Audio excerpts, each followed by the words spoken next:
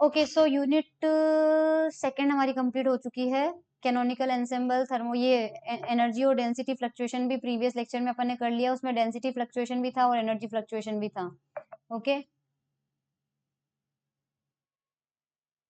वो हमने कर ही लिया है। सो यूनिट थर्ड में आते हैं। यूनिट थर्ड में देखो गिब्स पैराडॉक्स, ये ऑलरेडी अपन पढ़ चुके हैं, क्योंकि यहाँ पर ये जो था ना गिब्स डिस्ट्रीब्यूशन फॉर्मूला, इसी के साथ मैंने गिब्स पैराडॉक्स भी पढ़ा दिया था।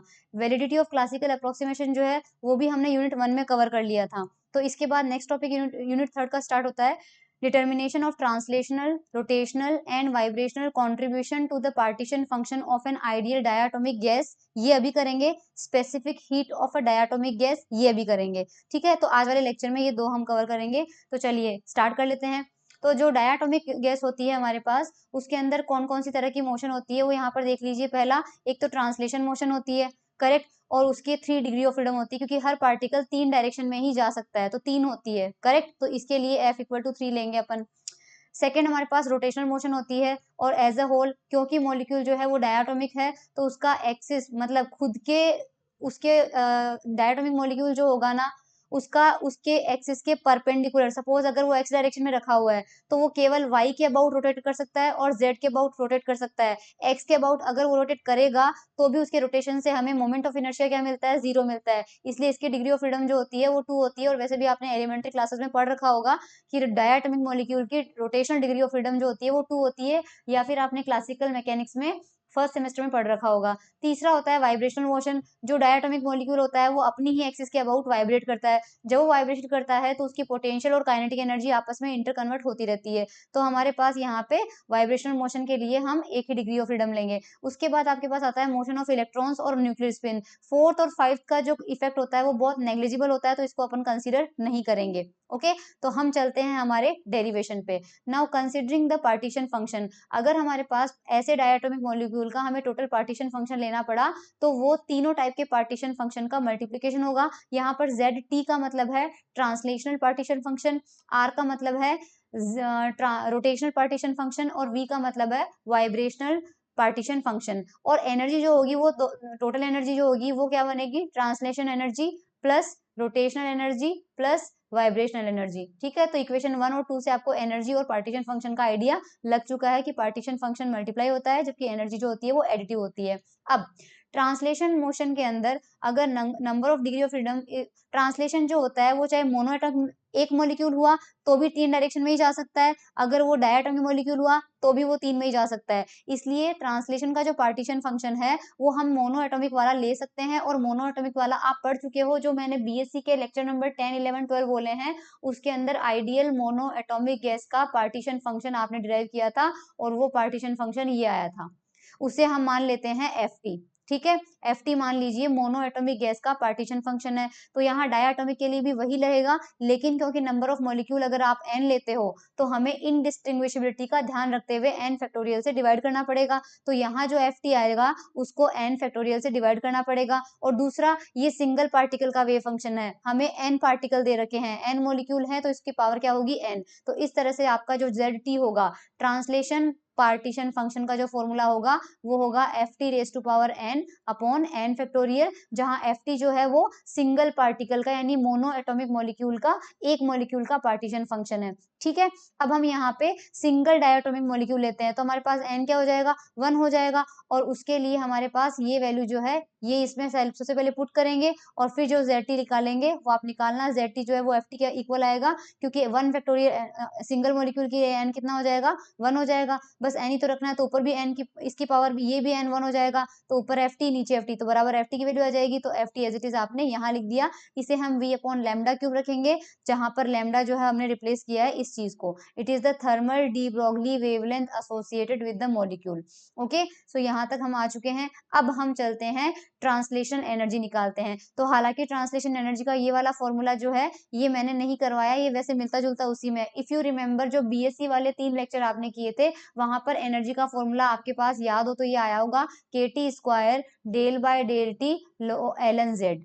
एनर्जी का फॉर्मूला मीन एनर्जी का ये आया होगा, तो हम यही फॉर्मूला लेके चलेंगे क्योंकि इस फॉर्मूले को आगे इसी फॉर्म में लिखा गया है। तो KT square del by del T log, और अब ln z आपको करना पड़ेगा, तो ln के आगे z रखना है, तो ये हमने z ट्रांसलेशन का एक्सप्रेशन रख दिया है। अब हमें क्या करना है, केवल t के रेस्पेक्ट में वो हो रहा है, तो सबसे पहले अपन क्या करेंगे, ट्रांसलेशन एनर्जी तो हमारे पास आ चुकी है, इसको अगर सोल्व करेंगे तो आंसर आएगा 3/2 kT। इसको सोल्व करके जो 3/2 kT आंसर है उसका डेरिवेशन उस वक्त हमने कर रखा है। वैसे भी मैं बता देती हूँ, क्योंकि यहाँ पे t के रेस्पेक्ट में डिफरेंशिएशन हो रहा है, तो 2 का डिफरेंशिएशन, क्योंकि यहाँ पे लॉग लगा हुआ है, तो ये 2 की पावर पाई m k ये सब कांस्टेंट होंगे, और लॉग होने की वजह से ये एडिटिव हो जाएंगे, ऐड हो जाएगी ये टर्म्स, तो लास्ट में आपके पास ln के अंदर t की पावर 3/2 ही बचेगा। ठीक है, इसलिए आपके पास, और आगे मल्टीप्लीकेशन में यहाँ पे k हो रहा है, तो आपके पास 3/2 kT ही इसका आंसर आएगा, अगर आप इसको ओपन करो और डिफरेंशिएशन करो। और अगर आपसे डिफरेंशिएशन नहीं हो रहा है तो वापस वो वाला लेक्चर रेफर कर लो जिसमें मैंने लिखा रखा है mean energy of mono atomic ideal gas, mean pressure of mono atomic ideal gas, तो मीन एनर्जी में डेरिवेशन किया हुआ है। अगर हमें, ये तो सिंगल पार्टिकल की हो गई, अगर हमें एन डायटोमिक मॉलिक्यूल की निकालनी पड़ी तो हमें क्या करना पड़ेगा, ft की जगह, इसकी जगह फंक्शन कौन सा रखना पड़ेगा, पावर n वाला। तो देखो इस बार पावर n वाला रख दिया, ft की पावर जो है n कर दिया, और नीचे n फैक्टोरियल से भी डिवाइड कर दिया, तो इसको हमें सॉल्व करना पड़ेगा। इसको सॉल्व करने के लिए हम स्टर्लिंग अप्रोक्सीमेशन यूज करेंगे। स्टर्लिंग अप्रोक्सीमेशन भी आप बीएससी से पढ़ते आए हो, log n फैक्टोरियल की वैल्यू क्या होती है, n log n minus n, तो अगर आप n log n minus n यहाँ पे रखेंगे तो आपके पास, और फिर से आपको सॉल्व करना पड़ेगा, यू विल गेट 3/2 nkt। अब ये छोटे छोटे डेरिवेशन है जो मैं नहीं करवा रही हूँ, आप याद रख लीजिएगा, इसको सॉल्व करो, क्योंकि बाकी सब टर्म को करना ही नहीं है आपको, केवल t वाले टर्म का ध्यान रखना है, क्योंकि डिफरेंशिएशन केवल t के रेस्पेक्ट में हो रहा है, तो कॉम्प्लिकेटेड नहीं है ये। KT स्क्वायर इसका ही कर रही हूँ, देख लीजिए, मान लीजिए del by del T ln v की पावर n को भी छोड़ दो क्योंकि वॉल्यूम भी नहीं करना है, और log 1/n फैक्टोरियल है ना, 1/n फैक्टोरियल है, तो उसका अपन कर लेंगे 1/n log n minus n, बस यही हमें करना है।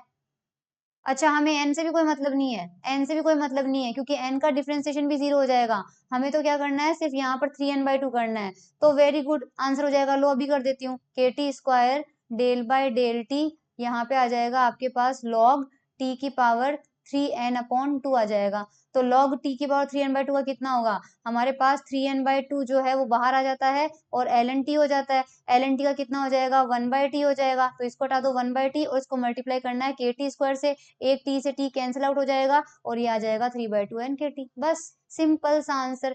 एनर्जी आ गया। हमें स्पेसिफिक हीट भी सिलेबस में दे रखी है, स्पेसिफिक हीट होती है इस u का t के रिस्पेक्ट में, कांस्टेंट वॉल्यूम पर निकाल रहे हैं, प्रेशर पे नहीं निकाल रहे हैं, तो इसी का t के रिस्पेक्ट में डिफरेंशिएशन कर दो, कितना आ जाएगा, 3/2 n क्या आ जाएगा। इसी तरह से एंट्रोपी निकालना है, एंट्रोपी का फॉर्मूला ध्यान रखना, इस सेक्शन को आप मत देखो, आप अपना वाला एंट्रोपी बीएससी वाला फॉर्मूला याद रखो, वो था k ln z plus u/t था, तो u की जगह आपके पास e आ जाएगा, और ln z as it is है, ln में z का फॉर्मूला रखिए, zt का फॉर्मूला रखिए, और अच्छा इन्होंने डायरेक्टली निकाल दी है, तो आपके पास में k ln z है, k ln, और जो भी z आपके पास में है वो z का फॉर्मूला डायरेक्ट रखा है, ये तो k ln z हो गया, और et/t की जगह 3/2 n क्यों आया, क्योंकि et की वैल्यू थी 3/2 n kt, उसको t से डिवाइड किया गया, t से t कैंसिल आउट हो जाएगा, और ये आपके पास एंट्रोपी आ गई।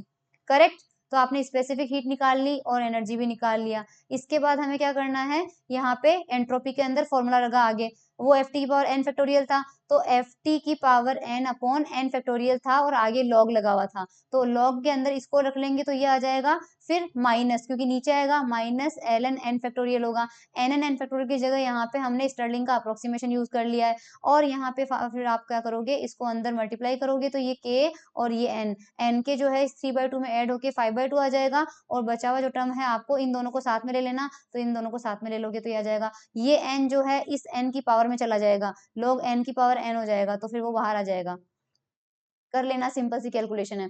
अब हम आते हैं रोटेशनल मोशन के ऊपर।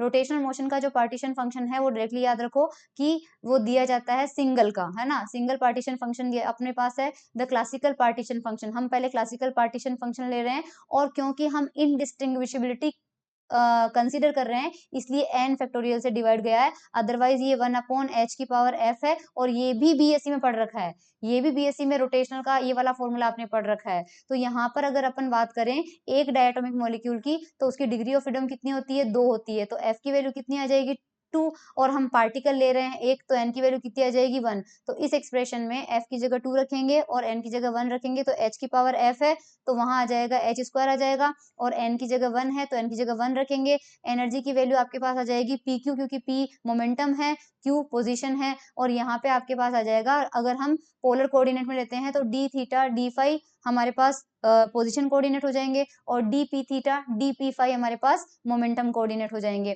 अब एनर्जी आपने क्लासिकल मैकेनिक्स में लैग्रांजियन वाले टॉपिक में पढ़ी होगी। पोलर कोऑर्डिनेट्स के अंदर रोटेशनल एनर्जी जो होती है, रोटेशनल काइनेटिक एनर्जी जो होती है 1/2 P theta square plus P phi square sine square theta यहाँ पे होता है। ठीक है, ये एनर्जी का डेरिवेशन करवाया हुआ है लैग्रांजियन मैकेनिक्स के अंदर।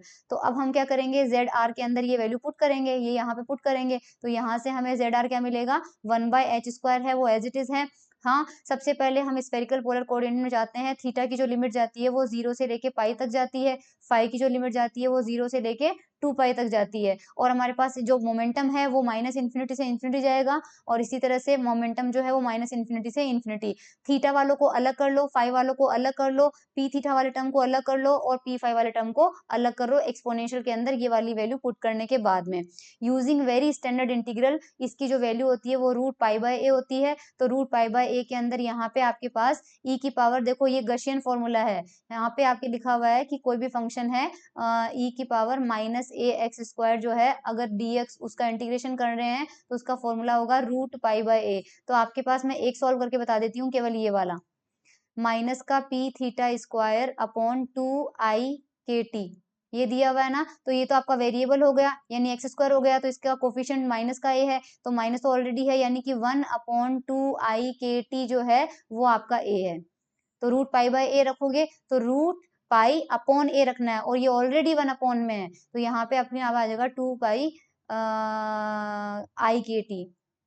ठीक है, तो वो हमारे पास आ जाएगा, सॉरी यहाँ पे आई था और यहाँ पे पाई लगा हुआ है, तो ये देखो 2 पाई आई के टी की पावर 1/2। सिमिलरली यहाँ 2i/के टी साइन स्क्वायर थीटा है, तो 2i/के टी साइन स्क्वायर थीटा और पाई लग जाएगा। और यहाँ पे डी फाई की लिमिट, डी थीटा की लिमिट सॉल्व करेंगे तो सिंपली थीटा आ जाएगा, है ना, यहाँ पे 0 से पाई। तो यहाँ पर हमारे पास ये वाली वैल्यू आ गई। अब साइन थीटा आ गया, तो साइन थीटा उठ के किस में लाना पड़ेगा, डी थीटा वाले इंटीग्रेशन में आपको लाना पड़ेगा। तो इस तरह से हमने किया। अब इसको आप खुद सॉल्व कर लेना, सिंपल है, साइन थीटा का इंटीग्रेशन, इसका डी फाई हो जाएगा, आपके पास आंसर आ जाएगा। ये आपके पास आ जाएगा पार्टीशन फंक्शन। जैसे ही आपके पास पार्टीशन फंक्शन आता है, हमें रोटेशनल एनर्जी पर डायटोमिक मॉलिक्यूल निकालनी है। फॉर्मूला वही रहेगा, K T square del by del T L N Z. ठीक है, तो एल एन जेड, जेड की वैल्यू ये रही, तो जेड की वैल्यू यहाँ रख देंगे। हमें बाकी 2i के, आई मोमेंट ऑफ इनर्शिया है, आई से, के से, 2 से, h क्रॉस से कोई मतलब नहीं है, केवल t का इंटीग्रेशन, केवल t का डिफरेंशिएशन होगा, तो इसका हो जाएगा 0, और केवल log t का होगा जो कि 1/t होता है, तो 1/t से के टी स्क्वायर को मल्टीप्लाई करोगे तो आंसर कितना आ जाएगा, के टी आ जाएगा। ओके, इसके बाद हमारे पास यहाँ पे हमें केटी मिला है एक के लिए, अगर एन होंगे तो कितना आंसर आ जाएगा, एन के टी आ जाएगा। सीवी निकालना है तो उसका टी के रेस्पेक्ट में डिफरेंशिएशन एन के आ जाएगा। ठीक है, परफेक्ट गैस है, और अगर एन डायटोमिक मॉलिक्यूल है तो एन के लिए उसकी पावर कितनी लग जाएगी, एन लग जाएगी। ठीक है, द एंट्रोपी कॉन्ट्रीब्यूशन, एंट्रोपी निकालनी पड़ेगी, तो एंट्रोपी का फॉर्मूला वही आ जाएगा, K L N Z, L N का फॉर्मूला रख दिया और ई आर बाई टी का निकाल ही लिया था एन के, तो ये अपने पास एंट्रोपी आ जाएगी। इसी तरह से अब हम चलते हैं वाइब्रेशनल मोशन में। वाइब्रेशन के अंदर हमें पता है कि जो वाइब्रेशन होती है वो सिंपल हार्मोनिक ऑसिलेटर की तरह होती है, एसएचएम की तरह, और एसएचएम के अंदर टोटल एनर्जी जो होती है वो काइनेटिक प्लस पोटेंशियल होती है, तो काइनेटिक पी में आ जाएगी, और पोटेंशियल हाफ के एक्स स्क्वायर होता है, तो यहाँ पे क्यू स्क्वायर आ जाएगा। तो हमारे पास पार्टीशन फंक्शन वाइब्रेशन में अपन एक ही ले रहे हैं क्योंकि एक ही डायरेक्शन में वाइब्रेशन हो रहा है, और n इक्वल टू 1 ले रहे हैं, तो यहाँ पर ZV जो है उसका फॉर्मूला आएगा 1/h, और दो ही इंटीग्रेशन लगेंगे, एक dp पर और एक dq पर, और e की पावर माइनस का ev हो जाएगा। ev की जगह आपने ये वैल्यू रख दी जो वाइब्रेशन एनर्जी थी, उसके बाद dp वाले को अलग कर लिया और dq वाले को अलग कर लिया। अगेन स्टैंडर्ड फॉर्मूला वही लगाओगे जो अभी लगाया, e की पावर माइनस ए एक्स स्क्वायर जो है वो रूट ऑफ पाई बाय ए वाला फॉर्मूला है, क्योंकि माइनस इन्फिनिटी से इन्फिनिटी आपके पास लिमिट है, तो खुद सॉल्व करना है इसको, आपके पास आंसर आ जाएगा, ये आ जाएगा। और हमें पता है ये जेड भी होता है, हम जानते हैं हार्मोनिक ऑसिलेटर की जो फ्रीक्वेंसी होती है वो कितनी होती है, 1/2 पाई रूट के बाय एम होती है, तो यहाँ से हमारे पास आ जाएगा ZV जो है वो KT अपॉन H न्यू आ जाएगा। अब वाइब्रेशनल एनर्जी पर मॉलिक्यूल निकालेंगे। पर मॉलिक्यूल का फॉर्मूला यही आ जाएगा KT square del by del T NLZ। तो हमारे पास ZV का फॉर्मूला डायरेक्टली ये रखो KT अपॉन H न्यू, यहाँ पर रखेंगे KT upon H new. T के रेस्पेक्ट में करेंगे तो K और H और न्यू का तो होगा नहीं डिफ्रेंसिएशन, हमारे पास कितना आ जाएगा, KT आ जाएगा। और अगर N मॉलिक्यूल ले रहे हैं तो कितना आ जाएगा, NT आ जाएगा। CV ले रहे हैं तो कितना हो जाएगा, NK हो जाएगा। और N पार्टिकल ले रहे हैं तो उसकी पावर क्या चली जाएगी, N चली जाएगी। मुझे पता है मैं बहुत फास्ट जा रही हूँ, पर ये चीजें रिपीट हो रही है इसलिए मुझे फ्रस्ट्रेशन आ रहा है। एंट्रोपी अपन को लेनी है तो डायरेक्टली फॉर्मूला है, वैल्यू पुट करो, you will get this term. Total partition function में हमें पता है कि तीनों को मल्टीप्लाई करना है, तीनों को मल्टीप्लाई कर दो। टोटल एनर्जी लेनी है तो टोटल एनर्जी आ जाएगी और 7/2 हो जाएगा। एवरेज एनर्जी जो है हमारे पास 7/2 आ जाएगी। एवरेज स्पेसिफिक हीट जो है, टोटल स्पेसिफिक हीट है वो कितनी आ जाएगी, 7/2 N के आ जाएगी। अब इसके आगे भी इसमें कुछ दे रखा है, कुछ नहीं दे रखा। That's all, thank you.